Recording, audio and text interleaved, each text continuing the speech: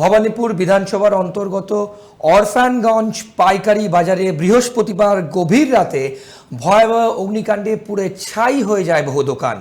ব্যবসায়ীদের অভিযোগ, দমকল দেরিতে পৌঁছানোয় ক্ষয়ক্ষতির পরিমাণ বেড়েছে। তাদের প্রশ্ন, সামান্য ক্ষতিপূরণে সংসার চলবে কি করে? একই সঙ্গে খিদিরপুরে মেট্রো স্টেশন না হওয়ায় সিদ্ধান্তে ক্ষোভ তুঙ্গে ওঠে। তাদের আরও দাবি, এই অঞ্চলের মানুষকে মেট্রো পরিষেবা থেকে বঞ্চিত করা চলবে না।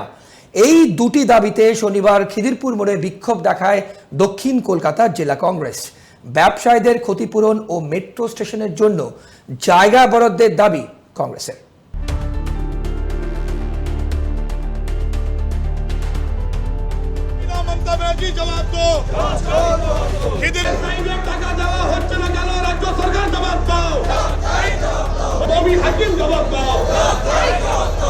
খিদিরপুরের রাস্তা বন্ধ করে কংগ্রেসের তরফে বিক্ষোভ দেখানো হচ্ছে। এই মুহূর্তে আমাদের সঙ্গে রয়েছেন কংগ্রেস নেতা আশুতোষ দা। আশুতোষ দা, আজকে কেন আপনাদের এই বিক্ষোভ? প্রদেশ সভাপতি শুভঙ্কর সরকার পরিষ্কারভাবে বলে গেছিলেন মানুষের পাশে দাঁড়াতে হবে।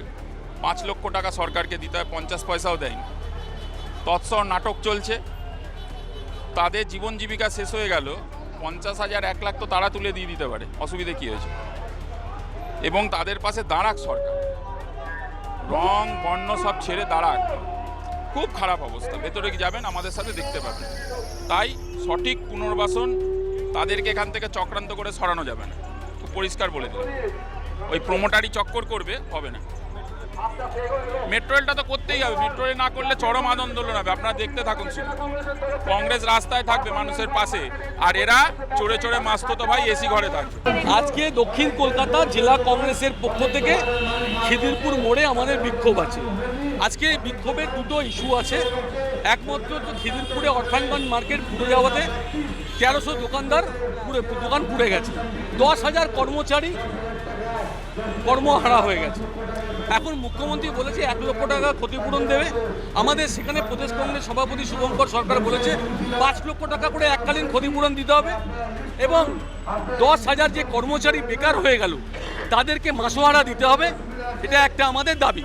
পাশাপাশি খিদিরপুরে প্রায় লাখ লাখ মানুষ বাস করে। এখানে MP, MLA, councillor, mayor in council সব তৃণমূল কংগ্রেসের।